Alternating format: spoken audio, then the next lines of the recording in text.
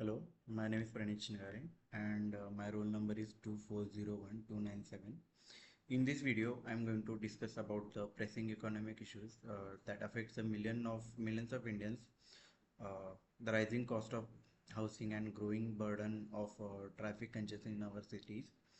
As India urbanizes at an unprecedented pace, cities like Bangalore, Pune, Delhi NCR, Hyderabad and Pune have become engines of economic growth.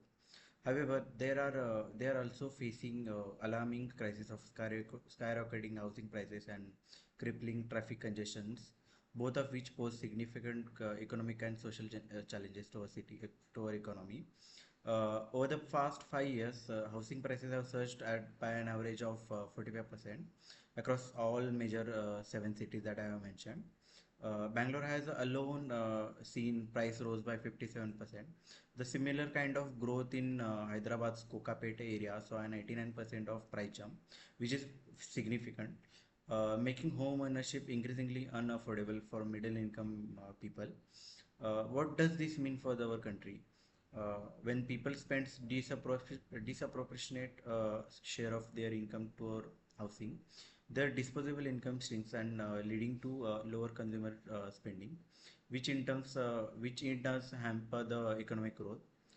Companies forced to pay a higher salaries to compensate this living cost, which in turns increase in operational expense, affecting the India's global competitiveness in industries like IT and manufacturing. Simultaneously, traffic congestion in these cities is crippling productivity. Like in Bangalore, the daily commute for many employees exceeds more than 3 hours. This loss in time translates to loss in economic output that also increased fuel costs and several environmental degradation. Bangalore was ranked second worst city in the world for the traffic congestion, a ranking that no growing economic country aspire to hold. On the other hand, Singapore offers compelling example of how to manage urban growth effectively.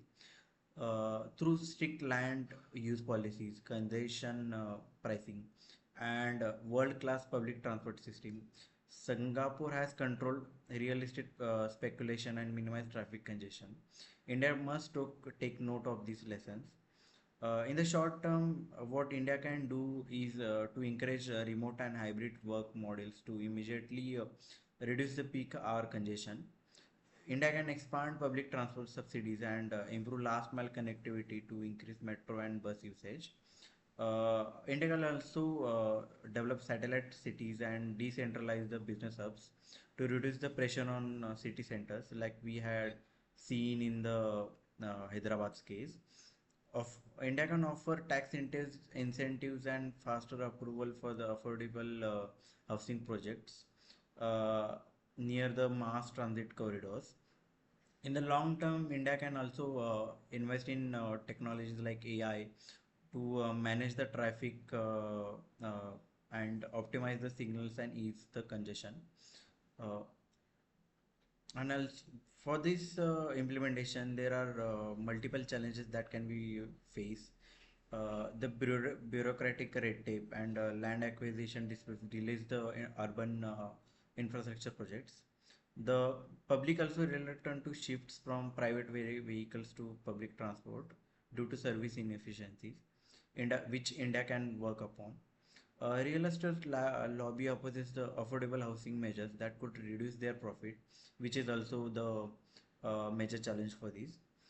In conclusion, India is at crossroads. We cannot afford to let our economic hubs become victim of their own success. If we fail to address this crisis, we risk of losing our competitive edge to better planned global cities. However, with these decisive actions, forward-thinking policies, and public-private collaboration, we can transform our urban centers into sustainable, livable, and productive cities. Let us seize this opportunity to reshape our future of Indian cities for the business, for the families, and the generations to come. Thank you.